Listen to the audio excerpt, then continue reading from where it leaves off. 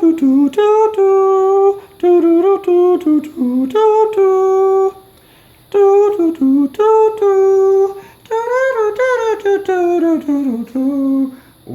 to the Mr. Pier Show, starring Mr. Pier as Mr. Pier and co-starring Mr. Buchanan as the Enforcer. Welcome now, if you will, Mr. Pier. Hello, folks. Hi. Hey, first a few things I need to explain. One, I recognize that my face is rather dark. I can't light up my face without lighting up the board, and if I light up the board, you can't see the board, so you're going to have to deal with my dark face. My apologies.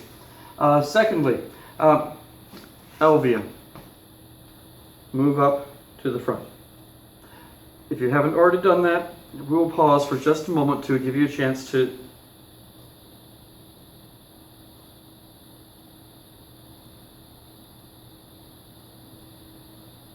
make your move. Okay, thank you. I hope that was a long enough pause. If not, Mr. Buchanan can hit the pause button and wait a few more moments for you. All right, we are starting a new chapter, chapter 9. This chapter is all about circles. Yes, how in the world can you have an entire chapter just about circles? Aha, you're about to find out.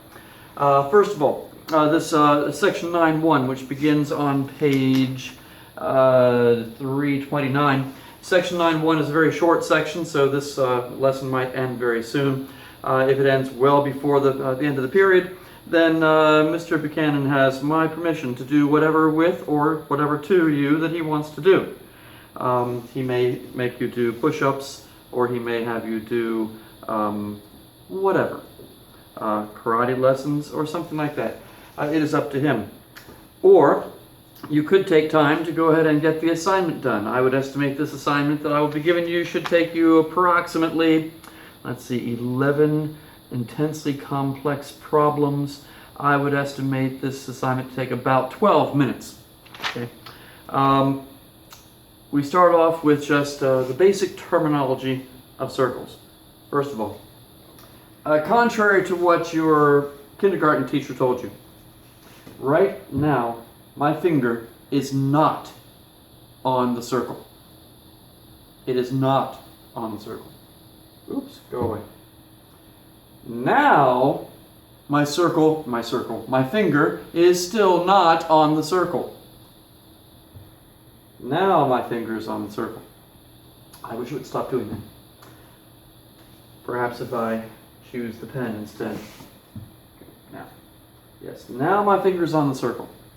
The circle is simply a set of points. What set of points? It's the set of points that are all a certain distance away from one particular point referred to as the center of the circle. Yes, it's kind of weird, but the center of the circle is not part of the circle. The circle is simply all of the points that are the same distance away from the center. So if this distance is, say, 10 units, then this would be 10 units. And this would be 10 units, and these would all be 10 units. If you find every single point that's in the plane that's 10 units away from the center, then you have yourself a circle. Now, oops, I need to go to my smaller screen so I can have my tools. There we go. And let's see, if I hit that, does everything go away? It sure did. I'm trying to avoid stopping the recording and starting over. So if I goof up, I'm not going to back up and try to fix it. Okay, there's my center. All right. First of all, how are circles named? A circle is very, very simply named according to its center. The book likes to use the letter O to represent the center of a circle. They do it often, so I guess I'll do the same thing, at least for now. So this just became circle O. We could write C-I-R, one moment, C-I-R-C-L, this is so much work, E, circle O. But as you can see, that's just way too much work. We are all about mathematical laziness, always looking for shortcuts. That's a 6-letter word. That's too much trouble. So we have a symbol for circle. The symbol for circle is this. So that's how I would name circle O. In the book or on the Chapter 9 test, when you see this symbol, that's simply the shortcut for the word circle. So we have your circle O. Now, those things I drew earlier, you're probably familiar with what those are called. What are these? These guys are called, yes, Jason, I heard that. These are called radii. You have one radius, and the plural of radius is, yes, I heard that, Mia. The plural of radius is radii. I have shown here 3 radii, and this is 1 radius. How many radii does a circle have? Yep, Elvia got that one. It is infinite. We have an infinite number of radii. We could put them all over the place. What do all these radii have in common? They all have exactly the same. Oh, I hear that voice from off in the distance. Trevor, it must be you. Trevor, hello. We'd forgotten that you were here someplace. Of course, you aren't here with these 3 guys, but then again, you 3 guys are not here with Trevor. Which way shall we view that? I don't know. But Trevor, don't want to forget about you. What do all these radii have in common? Yes, that's right. They all have the same measure, the same length, because all radii of a circle are congruent. All right, let's clean this up. And I erased my center. Oh no, what am I going to do? Let's put the center back where it was. Nice and big. Right about there. Okay. All right. Now, what do we need to see about this? Definitions. First. Okay. If I draw a segment from one point on the circle to another point on the circle, that segment has a special name. It is called a chord. So if I get some names here to these points like A and B, then that segment is chord AB. Yes, a chord is a segment. So we would say that segment AB is a chord. Segment AB is a chord. Sorry, there's no shortcut word for the no shortcut symbol for the word chord. You just have to call it a chord and write the word chord. So AB is a chord. To be a chord, it must have its endpoints on the circle. There's one very special chord. Of all the chords you could draw in the circle, what one kind of chord might you think could have a special name? And I know you've heard of this before, back in your middle school or even elementary days. Yes, exactly. If I draw a chord through the center, that chord is indeed known as a diameter. So if I give this point a name, let's call this point C. This is a chord, but it's a special chord. It's a chord that is also a diameter. So AC is a diameter. A diameter. Lost the name of the circle. No, it's circle O again. On the board now, if I were on the assignment, you'll be asked to name some radii. What radii can we name here? We could talk about radius or segment O. Go ahead, say it. Yes. OA is a radius. OC is a radius. Any other radii here? Yeah, I thought I could fool you. I can't fool you guys. Yes, there is another radius here. OB is also a radius. Remember, for way back in, I think, chapter 1 or chapter 2, does a segment have to be highlighted with ink or on the board, highlighted with photons of light in order for that segment to exist? No. There are segments where? Yes, that's right, there are segments everywhere. So yes, segment OB exists. Yes, radius OB exists. Yes, we could name OB as one of our 3 radii that I can name here. So we can have any number of radii in a circle. if this circle has a radius of, say, 5, then what is the diameter of the circle? And by the way, this will be some questions on the homework. Yeah, real simple stuff. If the radius is 5, the diameter must be 10.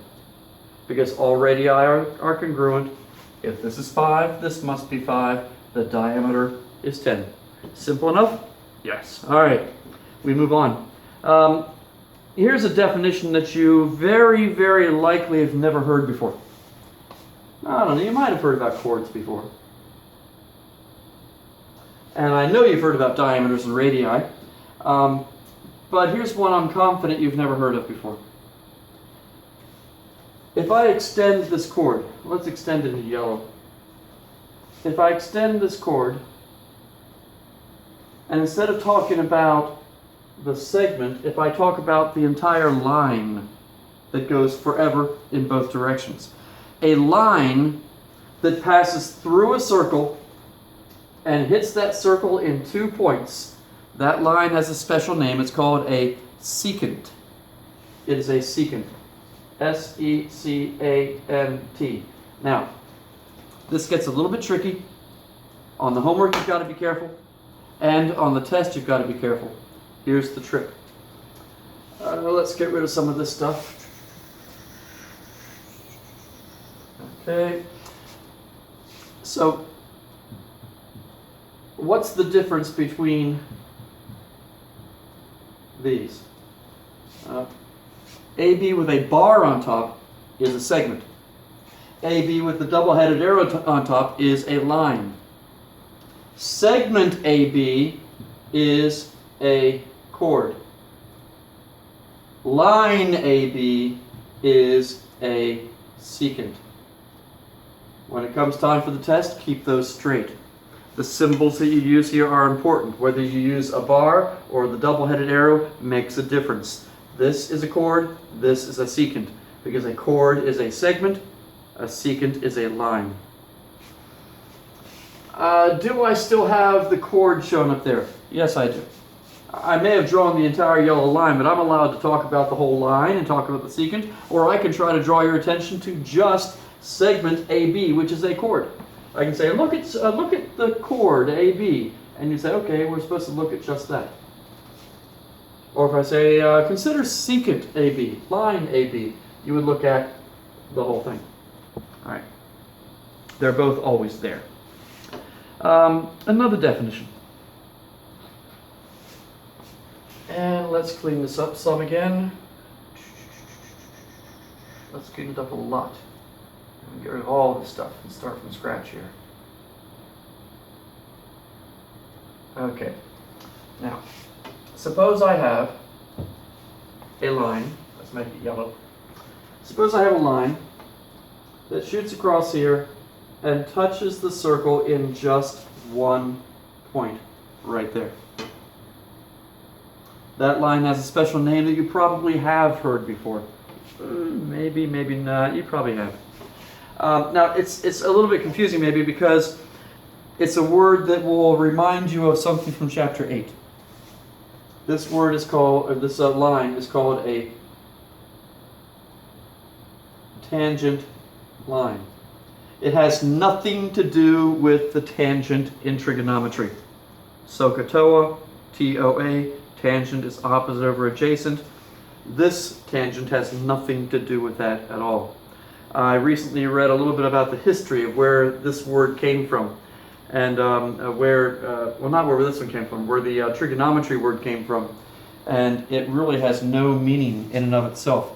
It was kind of an accident how the word evolved and was stumbled upon and translated and mistranslated.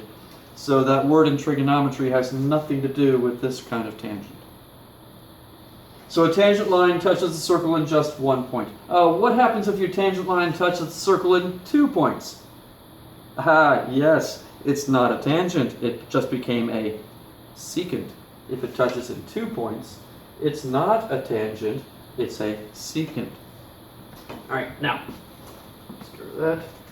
Okay, so we've got a tangent line, we've defined radius, we've defined diameter, we've defined chord, we've defined secant, we've defined tangent. I think that's everything.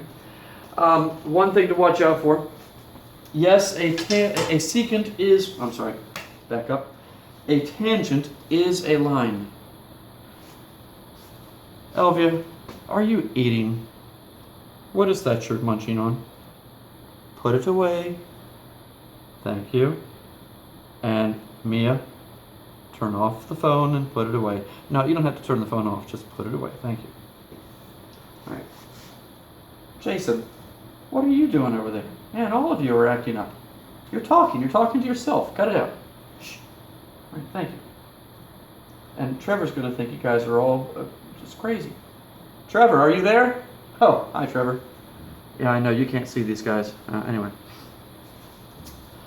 Okay, where are we? I don't know, I'm lost. I forgot where I was heading with this. Oh, no, and I can't pause this thing, because if I pause it, I'll have to start all over again. Oh, yes, I know what it was. A tangent is a line. But I'm also allowed to talk about any part of a tangent line as also being a tangent. In other words, if I want to just look at this segment, call it segment AB if you like. Segment AB is a tangent segment. It's a tangent segment if it's actually part of a tangent line. In other words, that AB is a tangent segment because it's part of tangent line AB. But this would not be a tangent segment. It may touch the circle in just one point, but it's not part of a tangent line, so that is not a tangent segment. Likewise, we can have a tangent ray. We can talk about, let's do one in big bold red here. There's a ray. That ray would be a tangent ray. What makes it a tangent ray? The simple fact that it is part of a tangent line. Anything else about that? No, not really. Now we get to move into the three-dimensional world. Ooh. Okay, here it comes. Are you ready for this? Bing. Okay. That is called a what? I'm waiting. Yes, I heard that whisper. It's a sphere. One of the harder words to pronounce properly in the English language. A sphere. You know another word that's hard to pronounce? A math word that's really... I have never figured out just exactly how to pronounce this word. Consider this one. Totally off topic here. How do you pronounce this?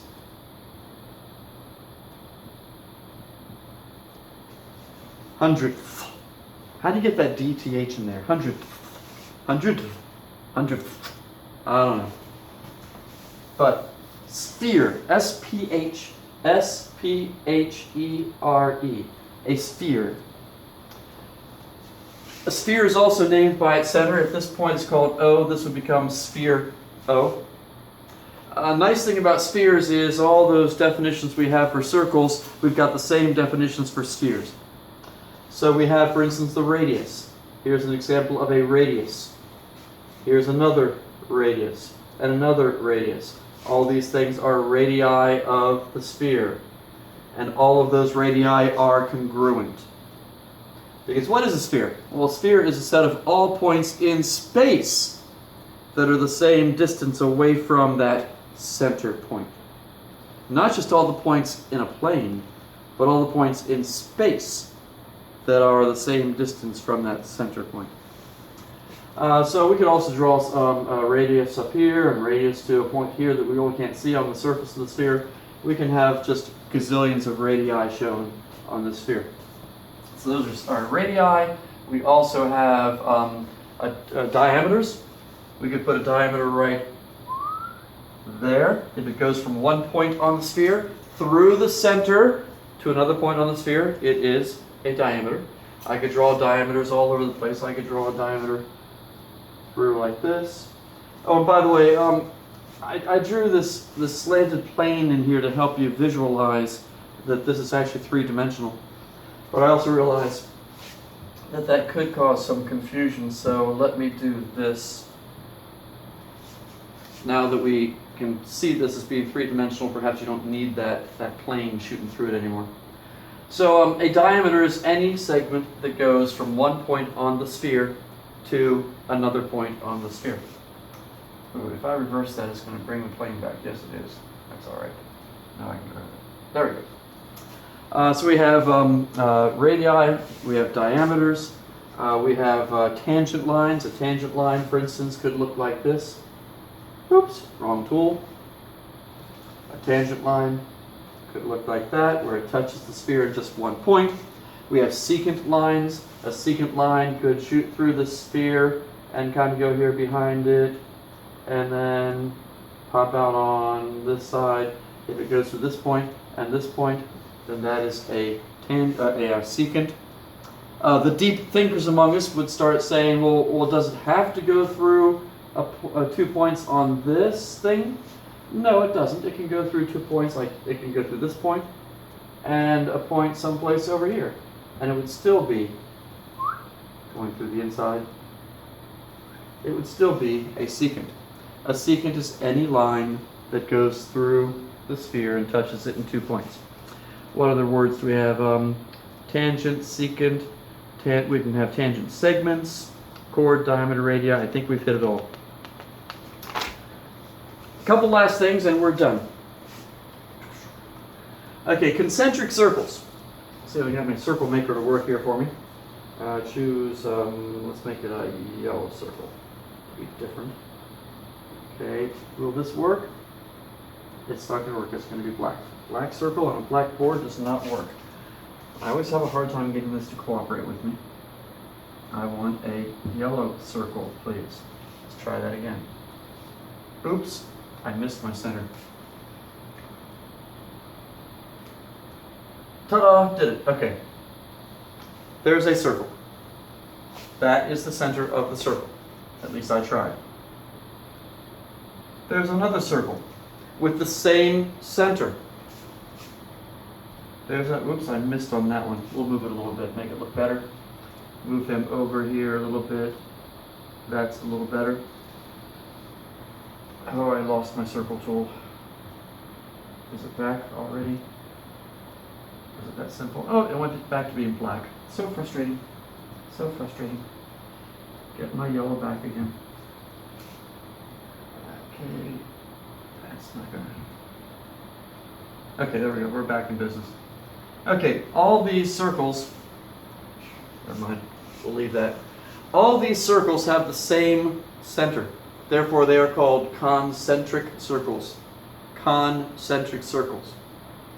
I've never really looked into the Greek or Latin or whatever it is this comes from, but I know that in Spanish, I think I know, con means with. So I think of this as being circles with the same center. With center. All these circles have the same center. They are concentric circles. And last set of definitions and we're done. Alright, let's do the yellow first here. If I put inside the circle a polygon of some kind, like perhaps this one, where every vertex of the polygon is on the circle, then I can say that I have inscribed the polygon in the circle. It's an inscribed polygon. That makes sense, because in means, I think in means in, not out. And what does scribe mean? If you think back to the biblical meaning of scribe and the Jewish meaning of scribe, a scribe is someone who writes the scriptures, copies the scriptures. To scribe is to write. So an inscribed polygon is a polygon that is written inside. So that yellow, what is that? That's a pentagon, isn't it? 1, 2, 3, yes. That yellow pentagon is an inscribed pentagon. Here we have an inscribed triangle. We're going to have much to say about inscribed triangles in a later part of this chapter. So the yellow guys are inscribed polygons. Now, if the polygon is inscribed in the circle, then we can also say that the circle has been circumscribed around the polygon. You've got to be a little bit careful about how you pronounce that, because it can kind of sound funny. But the white guys, the circles, are circumscribed polygons. Circum refers to going in a circle, duh, and scribe refers to written. So the white circle is written around the polygon. It is written around the polygon. So we have a circumscribed circle here, we have a circumscribed circle there. We have an inscribed pentagon there, we have an inscribed triangle there. The words make sense, they're easy to remember. Ooh, are we done? Wow, that's it. The assignment, page 330. Classroom exercises. Please don't come in here tomorrow. No, this is Friday. Don't come in here on Monday having done the wrong problems. The middle of the page, not the bottom of the page. Classroom exercises 1 through 11 on page 330. And we'll check that on Monday and move on to section 9-2 then.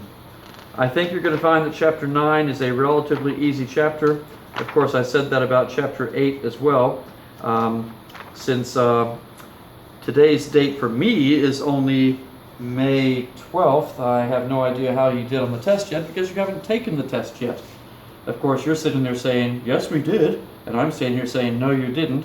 But I don't know how you did on the test. I hope it was good.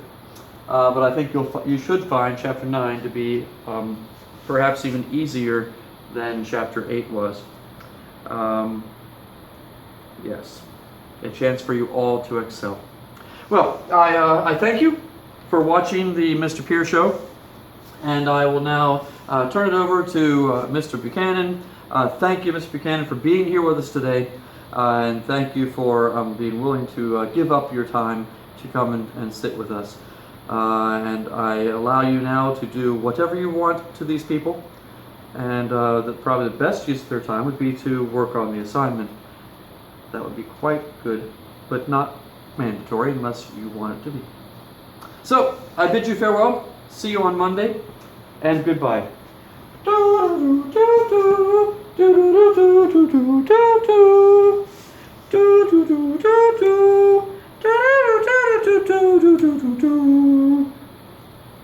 Goodbye.